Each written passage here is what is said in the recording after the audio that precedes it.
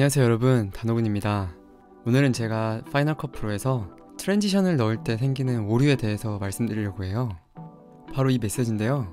여기서 크리에이트 트랜지션을 누르면은 되긴 되는데 아무래도 뭔가 좀 찜찜하죠? 그래서 제가 오늘 이 강의를 준비했습니다. 이 메시지가 도대체 왜 뜨는지, 그리고 트랜지션의 원리가 뭔지에 대해서 자세하게 가르쳐 드릴게요. 다시 강의로 돌아와서 제가 강의 시작 전에 세 가지 상황을 보여드릴 거예요. 이 세 가지 상황이 어떤 차이가 있는지 한번 맞춰보세요. 먼저 타임라인 우측 상단에 있는 트랜지션 창을 열어주시고요. 디졸브로 가서 크로스 디졸브를 두 개의 클립이 만나는 지점으로 드래그 해주세요. 우리가 평소에 자주 보던 오류 메시지가 떴죠? ESC 눌러 꺼주시고요. 두 번째 상황은 각 클립의 끝 부분을 한번 줄여볼게요. 트랜지션을 넣으면 어떻게 될까요? 역시나 마찬가지로 오류 메시지가 떴네요. 일단 ESC를 눌러서 꺼주시고요. 커맨드 Z를 눌러서 다시 되돌릴게요. 그럼 세 번째 상황은 좀 다르게 한번 줄여보겠습니다.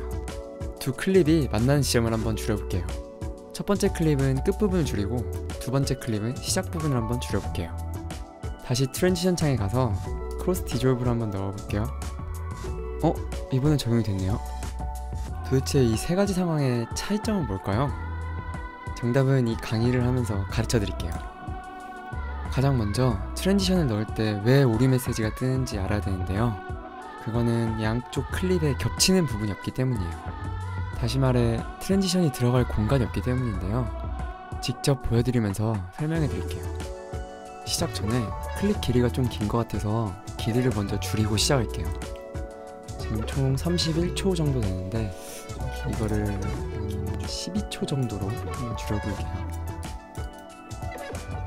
길이를 맞춘 다음에 플레이 헤드를 클립 끝으로 옮겨주세요.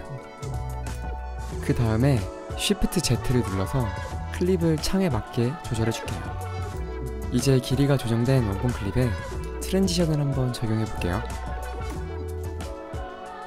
혹시 여기서 뭐가 변한 거 보신 분 있나요?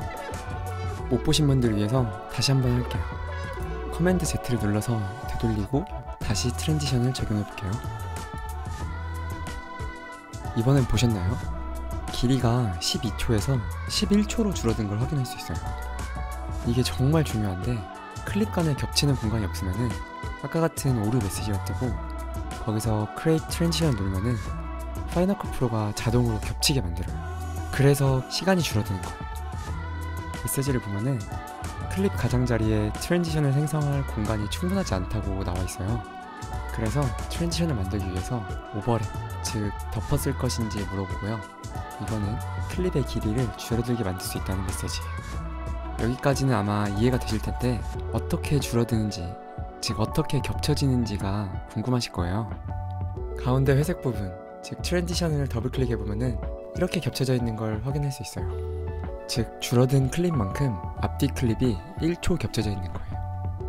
처음 봤을 때는 직관적인 느낌은 아닌데요. 이해하면은 쉽습니다. 일단 두 줄 기준으로 위에 있는 거는 앞에 클립이고요. 아래에 있는 거는 뒤에 클립이에요. 가운데 바를 기준으로 H 모양처럼 겹쳐져 있는 부분은 두 영상이 겹쳐져 있는 부분을 뜻하는 거예요. 여기가 트랜지션이 위치하는 공간이고요. 오류 메시지가 뜬 이유이기도 해요. 원본 클립은 겹쳐진 부분이 없으니까요. 저는 맨 처음 팝컷 입문했을 때 저 삼각형 모양이 좀 이해가 안 됐었는데요. 크로스 디졸브로 예를 한번 들어볼게요. 크로스 디졸브는 앞에 클립은 점차 사라지고 뒤에 클립은 점점 나타나는 효과인데요. 저기에 있는 삼각형이 그거를 나타내주고 있어요. 이해하기 쉽게 직접 보여드릴게요.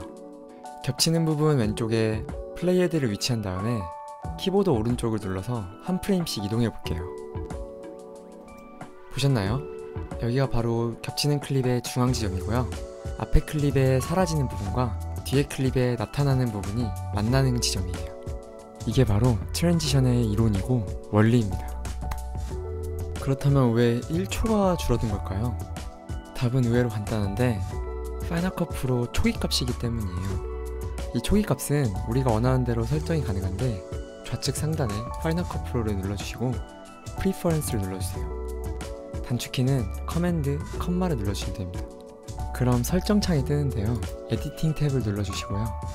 가장 아래에 있는 트랜지션 듀레이션을 수정해 주시면 됩니다. 설정창은 이제 꺼주시고요. 마지막으로 트랜지션 길이를 조정하는 법을 알려드릴게요. H 모양 바에서 길이 조정이 가능한데요. 양 끝을 잡고 줄이거나 늘리면 됩니다. 어느 지점 이상에서는 더 이상 늘어나지가 않는데요. 그 이유는 바로 겹쳐지는 공간이 부족하기 때문입니다. 공간을 만들기 위해서는 클립을 이동하면 되는데요.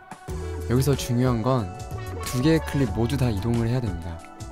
이동을 해서 공간을 확보하면 트랜지션 길이를 늘릴 수 있습니다.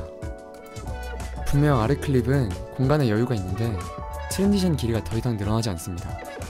그 이유는 위에 클립의 공간이 부족하기 때문이에요. 이게 바로 두 클립을 모두 이동시켜야 되는 이유입니다. 위에 클립을 이동하면 트랜지션을 더 늘릴 수 있을 거예요.